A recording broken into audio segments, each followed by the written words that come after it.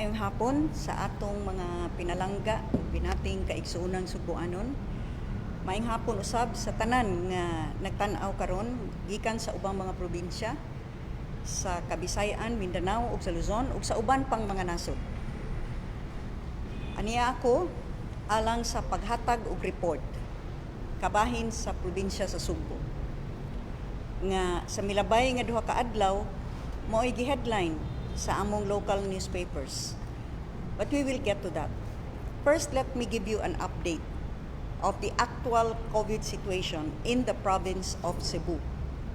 Our figures are validated, confirmed, and based on real time. And so there is no room for duplication and there is no room for false data because each and every one of these cases have actually been verified down to barangay, municipality, and city levels. And so, as of August 23, 2021, there are 29,197 cases carried over from last year until now. Of the 29,197 cases, 4,774 are active cases or 16.4%. 22,799 or 78.1% have recovered with 326 new recoveries. 1,624 have died, listed as COVID deaths. But as I have always said, we verify down to each and every death certificate. And this is the distribution of the 1,624 deaths. COVID deaths per se were 398. Other diagnosis, meaning incidental, COVID incidental, they died of other causes, but when swab turned out positive, numbered 711. Pending diagnosis, 515. Therefore, if we are to truly consider the actual COVID deaths, not including those that died of hypertension, those that died of diabetes, sepsis, pulmonary tuberculosis, stroke or aneurysm, cancer, or even motor vehicular accident, which are also included in this 1,624. If we actually just consider those that died of COVID per se, without any other cause, the 328 corresponds to 1.4% mortality rate. These are the other causes of death. As I had already mentioned, heart problems, community-acquired pneumonia, kidney disease, stroke or aneurysm, septic shock, cancer, multiple organ failure, diabetic ketoacidosis, and brain trauma due to motor vehicular accident.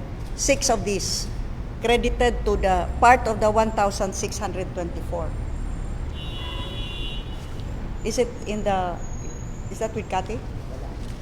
Well, we can post this on Subo News. Now, of the 4,774 active cases, those that are in isolation number 3,662. Home isolated is 2,980. Facility isolated is 682. The 3,662 in isolation whether at home or in a facility, corresponds to 76.7% of our 4,774 active cases. The 3,662 are distributed as follows. Symptomatics, 3,154, classified as mild. Asymptomatics, 508. Those that are hospitalized are 1,112. Of the 1,112, 449 are mild, 538 are moderate, 36 are severe, and 89 are hospitalized due to hospital protocol. What does this mean? They went to the hospital for other causes. They were either there to give birth, they were there for an operation, they were there for an accident, but since hospital protocol demands that they be swabbed, they are numbered amongst those that are hospitalized, numbered as a COVID case. This is to just give clarity to the numbers. Now, what is the COVID-19 hospital bed occupancy as of August 23, 2021? We have 495 beds corresponding to our 4 provincial hospitals and 12 district hospitals. We are not counting the private hospitals that are also in the province of Cebu. This only refers to the 495 beds in our own provincial and district hospitals. Occupancy right now is 242 are occupied, which corresponds to 49%. Available beds is 253 or 51%.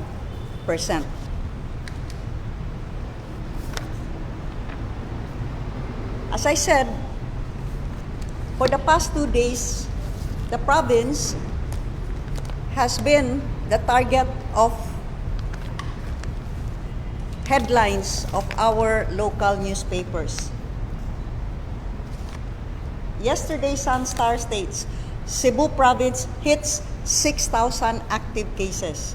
I believe this was based on the DOH figures dated Sunday or August 22. Let's put this in proper context. You must remember, the province of Cebu has a population of 3,200,000. When you say that the province has 6,000 active cases, certainly you cannot compare that and put the province in the same context as a city of 1 million population or 600,000 population. And so, as what is always done in the medical context of ascertaining the seriousness of any disease, we must consider the incidence in relation to the population. So let me present to you the incidence, meaning how many cases per 100,000,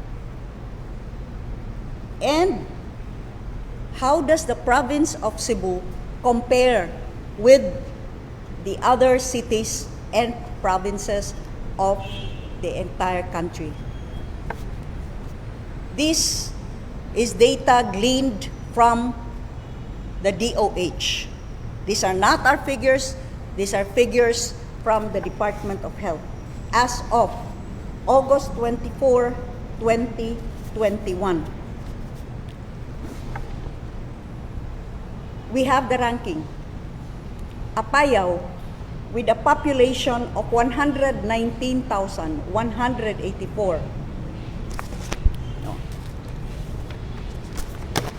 With a population of 119,184 and 731 active cases, ranks number 1 at 613 active cases per 100,000. Mandaue City, with a population of 362,654 and 2,005 active cases, ranks number 2 at 553 per 100,000. Pateros is next with a population of 63,840 and 350 active cases, ranks number 3 at 548 per 100,000. Cebu City, with active cases of 4,588 and a population of a little less than a million, or 922,611, ranks number 4 with 497 active cases per 100,000. Next is the city of San Juan, population of 122,886, 593 active cases, that gives you 483 cases per 100,000. Next is the city of Makati with 2,775 active cases, in a population of 582,602, that gives you 476 cases per 100,000. Number 7 is Lapu-Lapu City. Number 8 is Pasay City. Number 9 is the city of Pasig. Number 10 is the city of Muntinlupa. Number 11 is the city of Parañaque. Next is the city of Navotas. Number 13 is the city of Las Piñas. Number 14 is Taguig City. Number 15 is the city of Malabon. So on and so forth. This is followed by Ilocos Norte, population of 593,000, 1,734 active cases, or an incidence of 292 per 100,000. This is followed by Cavite, the city of Mandaluyong. Number 19 is Cebu Island. What is Cebu Island? That is composed of the Tri-Cities of Cebu City, Lapu-Lapu City, and Mandaue City, and the province of Cebu, which is composed of 44 municipalities and 6 component cities. Cebu Island, with a total population of 4,919,667 and 13,862 active cases as of August 24, 2021, according to the DOH, ranks number 19 with 282 active cases or incidents, 282 cases per 100,000. This is followed by Bataan, and then Cagayan, then the city of Pasig, the city of Valenzuela, Laguna, the city of Manila,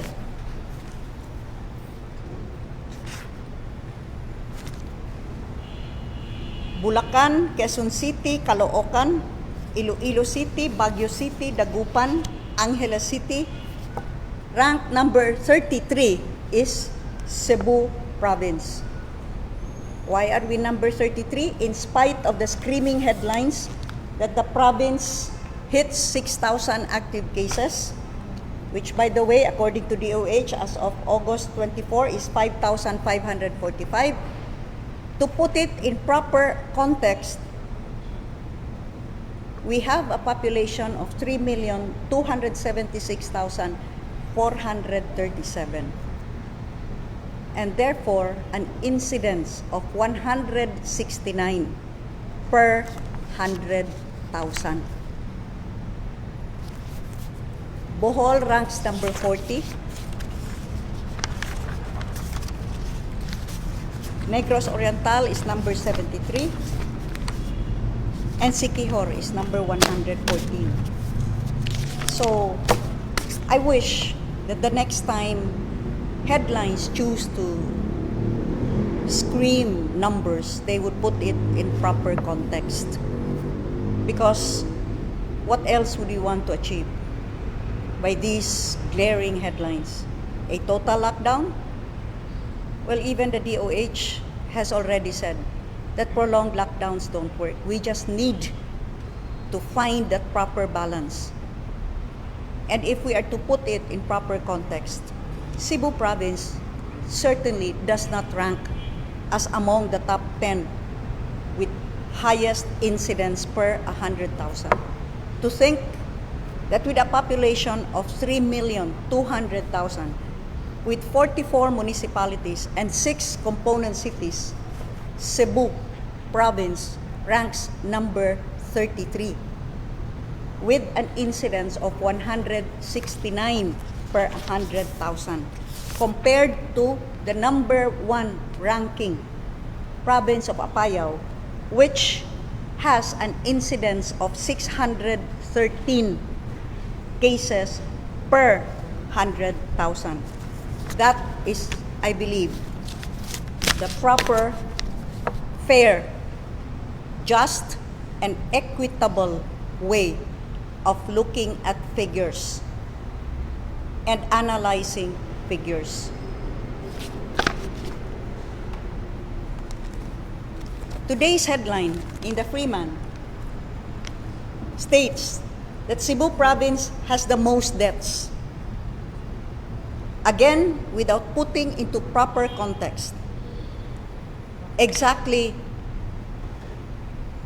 how does the number relate to the population. Remember, while other cities have populations of 600,000 or 900,000, the province has thrice that number at 3,200,000.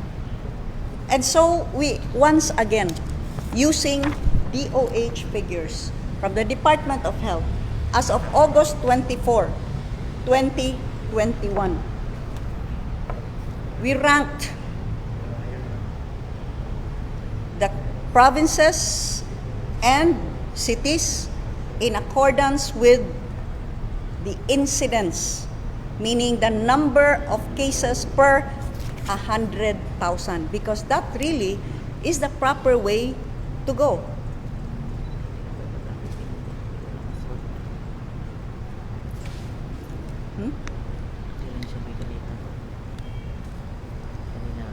Mortality man na.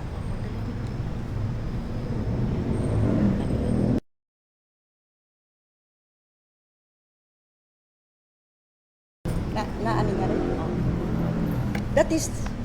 That is how cases have always been determined. Severity of a disease has always been determined since time immemorial in the medical field.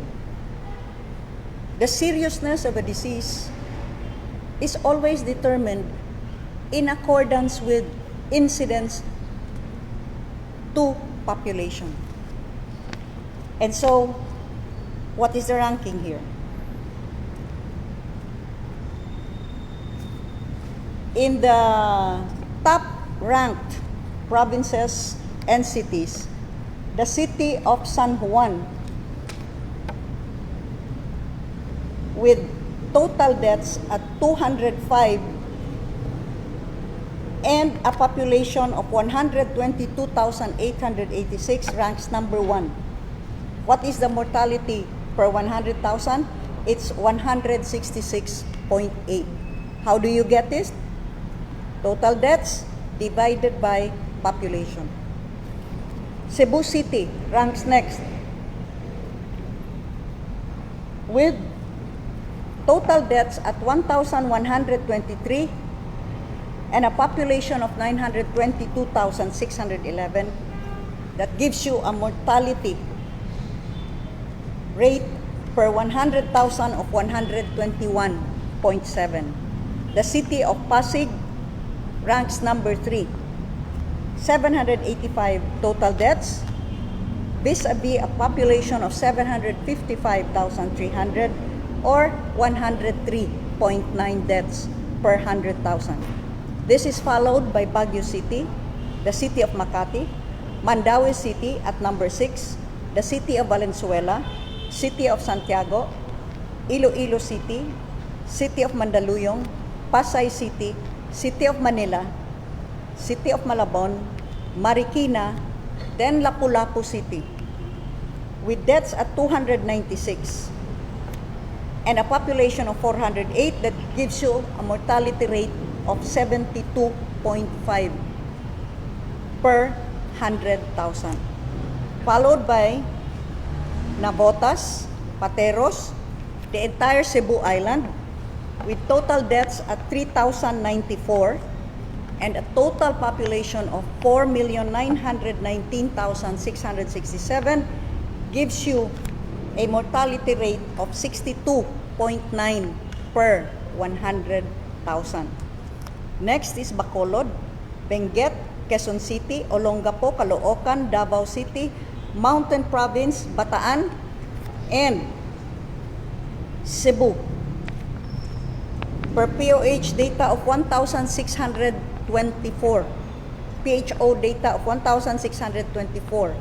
Remember, this also includes those that died of diabetes, heart disease, brain trauma caused by motor vehicular accidents, sepsis, community-acquired pneumonia, and others. We took the whole number of 1,624. This ranks Cebu at number 27, with deaths at 49.6 per 100,000 in a population of 3,276,437. However, if we were to focus on our data with the incidental findings at 711, meaning these deaths were COVID incidental. They died. The primary cause of death is other cause, and except COVID, but when swabbed, they were found to be COVID positive. This is 711, as I previously presented to you. In the province of Cebu, at 711 deaths, that's 21.7 deaths per 100,000. But if we were really to focus on the pure COVID deaths, as I previously also presented to you, based on the death certificate as the immediate cause of death, COVID, this is 398 deaths. In a population of 3.2 million, that would give you a 12.1 death per 100,000. To give you a sense of scale and proportion. But yet, if you read this, Cebu province has most deaths, you'd think that everyone is already dying in the province of Cebu. If anyone has any sense of fairness, especially in journalism, which actually, especially when reflected in screaming headlines, has so much effect on the public, then I just hope that next time the writers would acquire a sense of fairness, a sense of scale, and a sense of proportion. We have all of this data. You may validate it. You may confirm it yourself. And all of these data are available. A simple confirmation with the province might perhaps have enlightened, might perhaps have educated the writers further. So that is my answer to these 2 days of incessant, misplaced focus on just figures alone, as far as the province is concerned. And now, I am aware that there are those that keep on just attacking our stand on tuob. Oh, no, not tuob, because people get, ballistic. Steam inhalation and the air purifier, forgetting the fact that we have long advocated a two-pronged approach. For those that are truthful enough, stop peddling half-truths and blatant lies. We have advocated a two-pronged approach. One is the use of science and technology, and therefore we are pushing for the use of air purifiers with HEPA filters and personal air purifiers as an added defense on top of all the masks that you want to wear and all the face shields, which we have been doing for a year and a half. Surely, we continue to have these cases. If this alone could give an additional 10%, why don't we use that to help ourselves? But you see, I have not only been talking about tuob and air purifiers, Miss Ruby Pansoy. You think that was all I've been advocating? When we talked about boosting the immune system, and it's part of all my EOs, even from as far back as EO 20 and 20-A dated last year, when we reopened tourism, subject to very strict protocols. We included in there the health regimen. Health regimen meaning give your body. Your body has that first line of defense. Boost your immune system in order to protect yourself from COVID-19 or any other disease for that matter. And that is why, since the beginning of this year, we have been distributing vitamins to all of our frontliners, to over 55,000 barangay health workers, barangay tanods, daycare workers, barangay nutrition scholars, all of our barangay officials, our traffic enforcers, our emergency responders, and all that are actually out there in the front lines, including the PNP. Well, this morning, we started distributing to all of our drivers and conductors of all of our public transports, buses, minibuses, this vitamin pack for free. This is 1 month supply, 30 capsules of vitamin C with zinc, 30 tablets of vitamin B complex, and 30 capsules of calcium with vitamin D3. We have started distributing to all of our drivers and conductors who are now wearing air purifiers. As an incentive for them to continue wearing these air purifiers, we are giving these vitamin packs for free. In the same way that we are also distributing these to all of our frontliners for free. For the general public, we will be subsidizing this vitamin pack. Again, with vitamin C plus zinc, vitamin B complex, and calcium with D3. We are very transparent. The actual cost of this is 192.30, 1 month supply. We are subsidizing almost 11% of that. So from 192.30, the public can buy this at 172.50 for 1 month's supply of vitamins.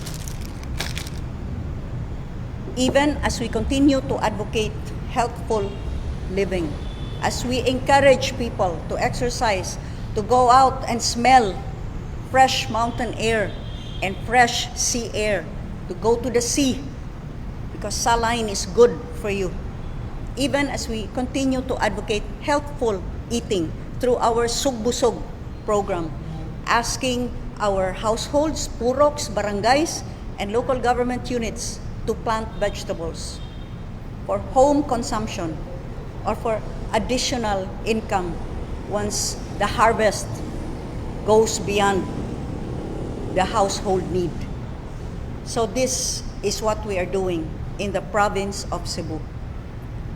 I thought that I would take this opportunity to go live because half-truths or blatant lies that are peddled incessantly soon get to be accepted as truths. Was it Goebbels who said, repeat a lie incessantly and soon people will believe you? Well, I would like to think that the Cebuanos are better than that. That they are not as gullible as some people would want them to be. Mga pinalangga, ubinati kong mga Cebuanon, ilabi na sa probinsya sa Subo, kalauman ninyo nga nagpadayon ta, bisan pa man sa tanang pag-uyog, tanang mga unos nga akong giatubang. Magpadayon ako, pag-alagad kaninyo kay inyo man kong gipili. Inyo ma akong gisangunan ni ining dakong responsibilidad nga magtan-aw kung unsaon nato pag-atubang kining dakong hagit karon.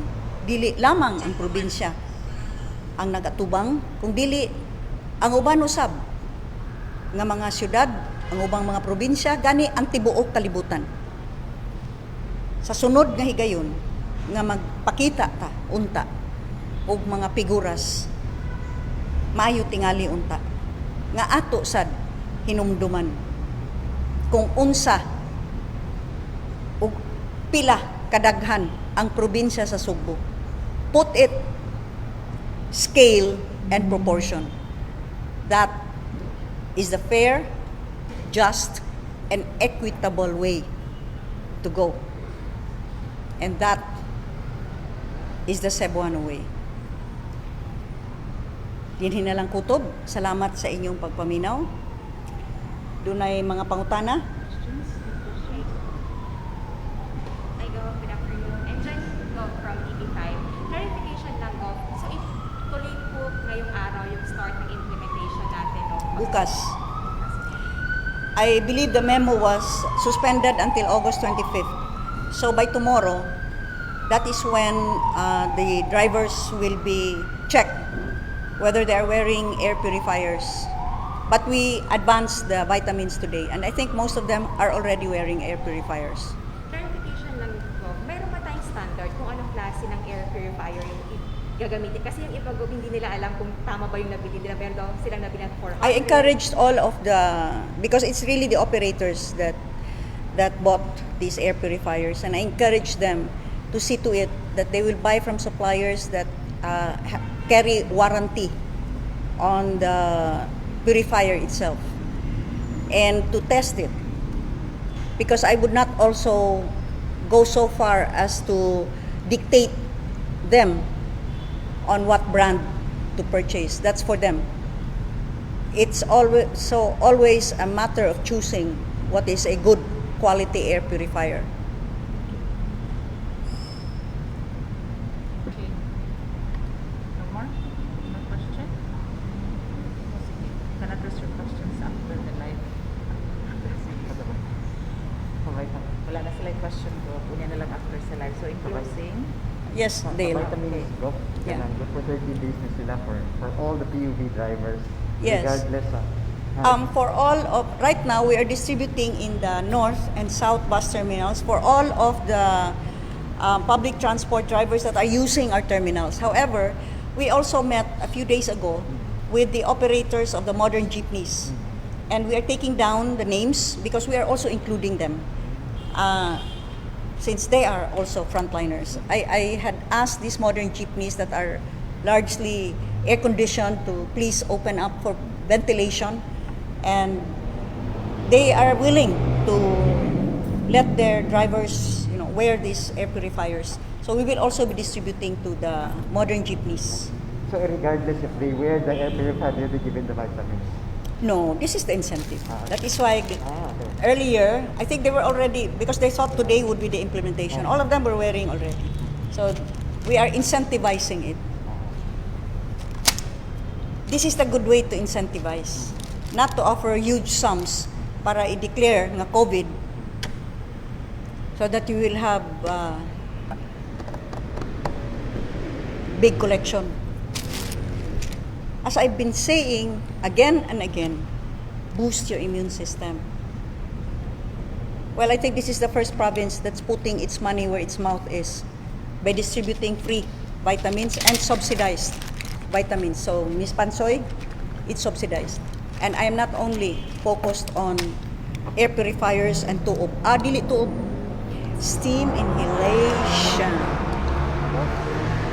Included man ang conductors na aside sa driver? Yes, including the conductors. Now, every bus has at least 2 drivers because they're on shift and 2 conductors. So, we are including the conductors because they're also always on the bus. They are just as exposed. Okay, no more? Nakalaman question? Okay, go. Closing. Well, in closing, I think I've closed it already. Ganina, usbon na lang ni nako nga sama sa giingon ko bisag unsa pay akong atubangon ug giatubang. Kamo gihapon mga subuanon, mao'y akong prioridad. Ug paningkamutan nako ang tanan, kutob sa akong maabot. Kutob sa akong mahuna-hunaan, kutob sa akong mahimo. Nga labaw sa tanan ang inyong kaayuhan. Mao'y mo patigbabaw. Gikinahanglan ta magbalanse. Balansehon nato. Dunay hagit nining nagasaka nga mga kaso sa COVID-19 apan mismo ang Department of Health ug ang WHO na ang niingon dili usab solusyon ang pag-lockdown kay mas daghan pa hinuon ang maglisod. Kung mga undang ang trabaho, panginabuhi, mas daghan pa ang mga sakit. Kay wa na'y klarong gikaon. Busa balansihon tani. Hangyoon ako matag usa kaninyo, mga pinalangga na kong subuanon. At timana ang inyong kaugalingon. Ayaw mo pagpabaya ug ayaw mo pagpasaya. Take care of yourselves. Gibalik-balik na nato. Liguna ang inyong resistensya. Daghan kayong paagi. O gibalik-balik tanan na. Kaya ra gyud. Dili kinahanglan nga mugastog dako. Mananom tag mga utanon, limonsito, mo inumta og duwaw, butangag limonsito, vitamin C na, magpainit ta, vitamin D na, o gusto gyud mo vitamins, gisubsidize na ni nato. Available ni sa mga lungsod ato ning giapod-apod. Subsidized ni sa province of Cebu. Bali ni usa ka buwan. Apan ang tanan nato nga mga frontliners libre. Lakip na karon ang atong mga drivers ug konduktor. Daghan kaayong salamat ug sa kanunay hinumdumi. Mga subuanon kaya ni nato. Ipakita nato nga bisan pa ug unsay atong giatubang magmalampuson ra gihapon kay kita mga subuanon. Daghang salamat, maayong hapon.